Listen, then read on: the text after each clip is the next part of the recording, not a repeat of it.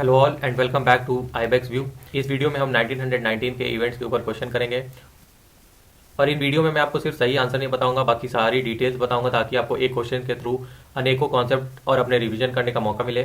तो चलिए शुरू करते हैं। आज का क्वेश्चन है यूपीएससी प्रीलिम्स 1996 का। The anarchical and revolutionary crime act 1919 was popularly known as Rowlatt act, Pitt's India act, arms act या इल्बर्ट बिल।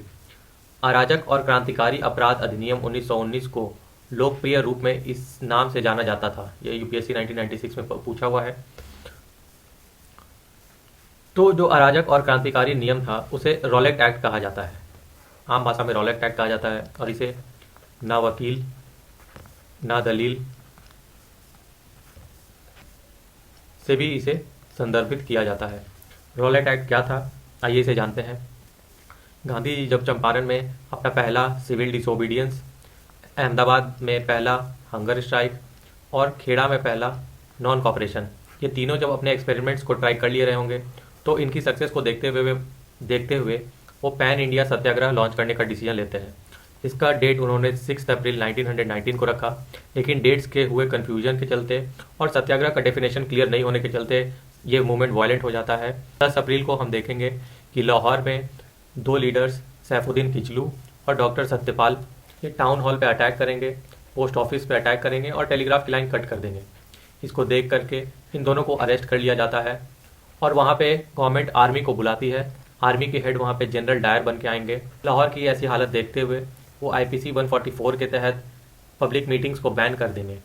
लेकिन 13 अप्रैल को बैसाखी के दिन लोग जलियांवाला मैदान में इकट्ठा होते हैं और इस लोगों के इस बिहेवियर को जनरल डायर अपने ऑर्डर का उल्लंघन मानेंगे और वहाँ के लोगों पे गोलियां चला देंगे।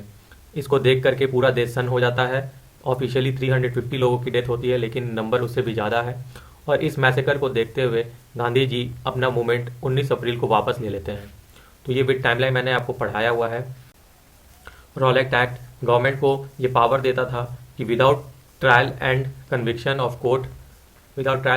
ऑफ कोर्ट किसी भी व्यक्ति को जेल में डाला जा सकता है। इसे गांधी जी ब्लैक एक्ट भी कहते थे, ब्लैक एक्ट। नेक्स्ट बाकी ऑप्शंस को देखते हैं। Pitt's India act Warren Hasting के टाइम पे आया था। इसी के थ्रू बोर्ड ऑफ कंट्रोल की सेटअप की गई थी। Board of control East India company के डे टू डे अफेयर्स को ब्रिटिश पार्लियामेंट में रिप्रेजेंट करता था। और ये Pitt's India act government of India act 1858 के साथ एबॉलिश कर दिया जाता है। Next Indian arms act Curzon के द्वारा लाया जाता है। कर्जन के द्वारा लाए गए कुछ और इंपॉर्टेंट एक्ट्स को देख लेते हैं। Curzon one of the youngest viceroy होंगे इंडिया के, जो सिर्फ 39 ईयर्स में वॉइसरॉय बनते हैं और ये कर्जन केचनर कंट्रोवर्सी की वजह से अपने पोस्ट से रिजाइन दे देते हैं। केचनर 1902 में कमांडर इन चीफ बन करके आएंगे और इन दोनों के बीच में 1905 में आर्मी के कंट्रोल के ऊपर विवाद होगा, जिसके बाद कर्जन रिजाइन कर जाएंगे। ये यूपीएससी का पूछा हुआ सवाल है कि कर्जन केचनर कंट्रोवर्सी क्या है। कर्जन के द्वारा जो एडमिनिस्ट्रेटिव रिफॉर्म्स लाएंगे उन्हें देख लेते हैं। पहला वो कलकत्ता कॉरपोरेशन एक्ट लेकर के आएंगे, जिसमें इलेक्टेड मेंबर्स की संख्या कम कर दी जाएगी और नॉमिनेटेड मेंबर्स की संख्या ज़्यादा कर दी जाएगी।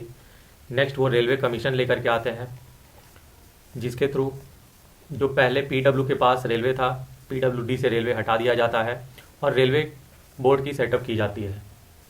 पीडब्ल्यूडी लॉर्ड डलहौजी के द्वारा फॉर्म किया जाएगा।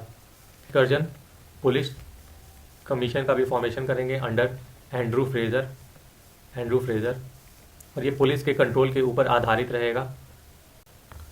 Next Curzon ancient monument act लेकर के आएंगे,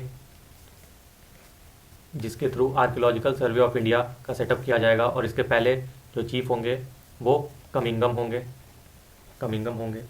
यूनिवर्सिटीज़ एक्ट भी लेकर के ये आते हैं, यूनिवर्सिटीज़ एक्ट। तो ये सारे मेजर रिफॉर्म्स कर्जन के द्वारा किए गए हैं। नेक्स्ट इल्बर्ट बिल देख लेते हैं। तो इल्बर्ट बिल लॉर्ड रिपन से संबंधित है। इल्बर्ट बिल ये कहता था कि इंडियन जज यूरोपियन और इंडियन दोनों टाइप के कॉन्विक्ट्स को ट्रायल कर सकता था कोर्ट में। इससे ब्रिटिशर्स के प्रेस्टीज पे हार्म पड़ा, क्योंकि वो अपने आप को सुपीरियर मानते थे इंडियन कास्ट एंड क्रीड से, और रिपन को काफ़ी ज़्यादा बैकलैश का सामना करना पड़ा, जिसके वजह से रिपन इस बिल में पार्शियल अमेंडमेंट करते हैं कि जो यूरोपियन कॉन्विक्ट्स होंगे, डेफिनेंट्स होंगे, उनके पास राइट रहेगा, right to ask for a jury in which more than 50% will be Europeans या ब्रिटिशर्स। इस कंट्रोवर्सी के साथ वो इस बिल को पास करते हैं, इल्बर्ट बिल। ये यूपीएससी बीपीएससी में कई बार पूछा हुआ है, इसे आप ध्यान में रखिएगा, Ilbert bill controversy. Lord Ripon Lord Lytton के द्वारा लाए हुए वर्नैकुलर प्रेस एक्ट को भी रिपील करेंगे, वर्नैकुलर प्रेस एक्ट को भी रिपील करेंगे। तो ये सारी बातें with respect to Lord Ripon आपको याद रखनी है। मैंने इन सारे गवर्नर जनरल जो 1905 के पहले थे उन पर एक सेपरेट वीडियो बनाया हुआ है, और प्लस मैंने प्रीवियस ईयर क्वेश्चन को भी कवर किया हुआ है। आप उस वीडियो को देखिए, आपको बहुत हेल्प मिलेगा। तो तब तक के लिए बने रहिए इस तरह के इन्फॉर्मेटिव वीडियो के साथ इस चैनल पे। मिलते हैं अगले वीडियो में, तब तक के लिए थैंक यू।